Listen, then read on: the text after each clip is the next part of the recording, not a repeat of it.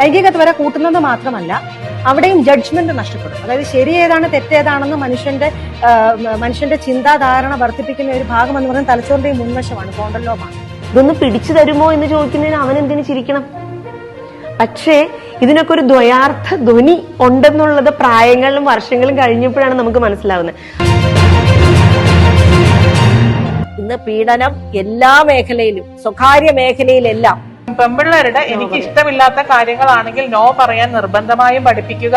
എന്റെ ശരീരം എന്റെ അവകാശമാണെന്നും സെക്സ്, സെക്ഷുവാലിറ്റി, ജെൻഡർ ഇത് മൂന്നും ഡിഫറൻഷിയേറ്റ് ചെയ്ത് അറിയാത്ത ആൾക്കാരെ ഞാൻ കണ്ടിട്ടുണ്ട്. അവരുടെ സാഹചര്യങ്ങളിലൂടെ അത് അച്ഛനാണ് ഫസ്റ്റ് റേപ്പ് ചെയ്യുന്നത് ആ കുട്ടീനെ, നന്നായി പഠിക്കുന്ന കുട്ടി.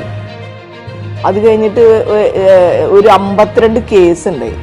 52 കേസ്, 152ഓളം ആളുകൾ ഈ കുട്ടീനെ ആ ചെറുപ്രായത്തിൽ ഉപയോഗിക്കുന്ന ഒരവസ്ഥയുണ്ട്.